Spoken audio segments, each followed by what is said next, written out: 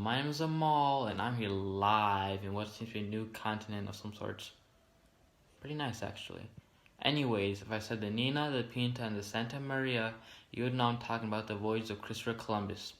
But if I say millions of dead corpses stinking up the New World, new crops, and long-term changes affecting the world, would you still know I'm talking about Christopher Columbus? Well, here's the Columbian Exchange 101. Currently back home in the old world, I have the head anchor of BBC News to delve on the topic of animals of the Columbian Exchange. Indal, back to you. Thank you, Mo. Newsflash, llamas. We know llamas now as cute spinning animals, but they went through hell and back. They were initially very much victims of globalization.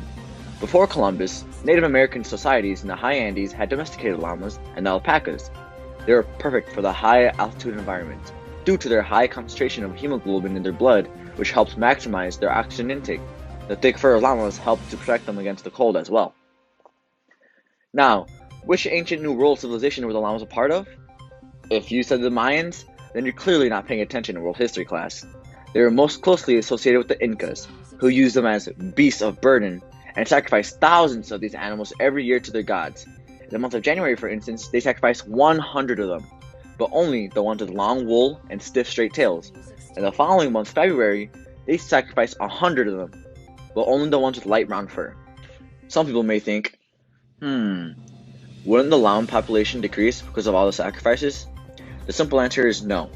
The Incas were smart, and they carefully managed them to ensure that the flocks survived and prospered.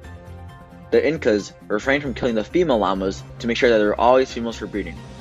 They also developed a method of treating a disease called cariachi by burying the affected llamas deep in the ground to prevent them from infecting the entire flock. They also conducted a census of llamas every year, every November actually.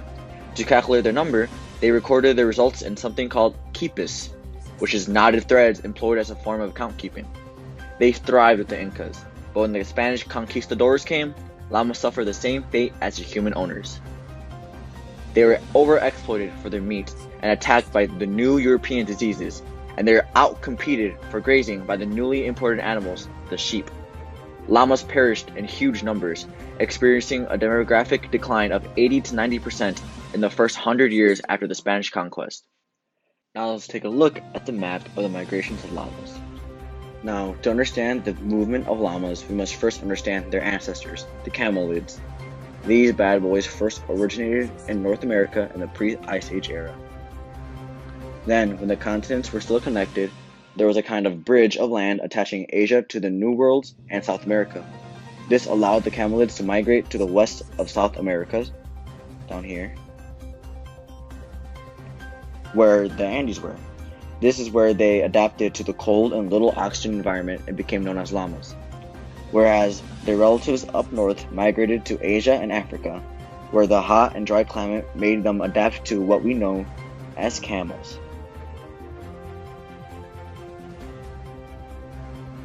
Heading back to the llamas and here in the south, they didn't really travel with the Spaniards back to Europe because there was no need to, as there were already sheep and horses. Instead, they worked as haulers of minerals of the Spanish silver mines in South America. That'll be it for the history of llamas. Now we will be having a short PTA for our handsome doctor, Dr. Garcia. Oh, hey, didn't see you there. I'm Dr. Garcia. You can tell I'm a doctor from my glasses. Anyways, I've been getting a lot of patients recently with coughs, which is normal because of the cold weather. It's highly unlikely for one of us to get the whooping coughs, as we have the vaccine for it. But have you ever wondered what life was before the vaccine? For North America alone, estimates of native population in Columbus's days range from 2 to 18 million. But by the end of the 19th century, the population had shrunk to about 530,000. Now that's a lot of damage. During the Columbian Exchange, the Europeans brought whooping cough to the Americas along with a string of other deadly diseases. And the Native Americans were completely subject to them, because they had not been exposed to them as opposed to the Europeans who had been exposed to these diseases for centuries. It strictly affects humans, so animals were not affected. It was also airborne, so it was very contagious. Symptoms include severe coughing fits, vomiting, fever, fatigue, and congestion. And if left untreated, it could lead to pneumonia, bronchitis, and even death. Now, what makes whooping cough special is that it led to the quick spread of other diseases. The cough carried bacteria of not only the whooping cough, but also it contained the bacteria of any other sickness the person had. This is how diseases spread so quickly during the Columbian exchange. So remember folks, cover your mouth when coughing or sneezing, or you can get your peers sick. Now you guys don't mind, I have a patient who fell into cardiac arrest in the other room. Later. And now, History of Culinary Arts with Chef Parambelli. Good morning, ladies and gentlemen. In this segment of the Geographical National Cooking Show that is definitely not the National Geographic Channel, please don't sue us, we will be discussing corn and wheat. During the era of Christopher Columbus, it was a very detrimental crop. Wheat was used to make things such as bread, muffins, and even cereal. And when the Europeans got to America, grain became an instant cash crop, meaning that it was used to make a profit. Grain was cheap to grow, so it made more money. Not only was it inexpensive, but it was also very nutritious for the human body. It was brought to Eastern America after the discovery of the Americas. It was used as a major crop for food and income for the New World. Short-term effects of the transportation of wheat were that the economy surged for a short period of time, and new foods were created, which were many types of bread. Longer-term effects were the increase of jobs which were made of the result of the transfer of wheat on plantations and mills. Another effect was it added another crop to the list of other crops to sell to use in the agricultural industry. After the transfer of wheat, the Americas became one of the largest producers of wheat in the world, and its economy skyrocketed. Without the introduction of wheat, many types of bread and foods we know today wouldn't have been an option, which would have led to less food surpluses, which equals less increase of population. So next Thanksgiving, don't be thankful for your family or your friends, be thankful for wheat.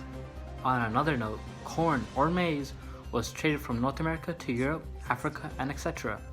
Originally, corn was first cultivated by the Mayan, Aztec, and Incan empires in Mexico and Central America was in 5,000 plus years ago. Although corn is a source of food, it also has various other uses. For example, corn husk. Corn husk was woven and braided into different items. Some of these items included shoes, bedding, baskets, and household items. Corn also had a religious meaning. Some tribes in Central America believed corn was a gift from the gods or from one god. It was also praised in ritual ceremonies. In the Columbian exchange, corn was life-changing. Corn became a staple crop in many countries. This provided people with more jobs as farmers. The farmers could use the corn as food for the animals. Also, the farmers could sell this cash crop to merchants in order for them to sell them to local people, which even stimulated the economy more. Corn became a major food source in almost all of the entire world. Corn provided more nutrition to the population. A better nutrition helped increase the health of the people, which then in turn increased their lifespan. Corn was extremely beneficial as a food source, material, in terms of religious importance, and helping boost the economy. Corn impacted the old world greatly. It was a massive food source to the people. It was easily grown anywhere in Europe and Africa and could be planted after the wheat season, which, as a result of this, led people to eat more frequently. This nutrition was so beneficial to them and the Europeans that they burned large forests to make great plantations for the crop. This killed native plants and decreased native animal habitats and species because of this. But who needs trees when you got corn? Am I right? Now you're probably asking yourselves, what food could these different crops possibly make? Well, in the 16th century, the first quesadilla was made. Traditionally, they're made with corn tortillas from the Aztecs and cheese, but now with the added crop of wheat from the old world, wheat was added to corn tortillas to make them healthier while still keeping the original flavor. I'm Chef Amal, and I'm signing out. Quit this job. What the hell, man?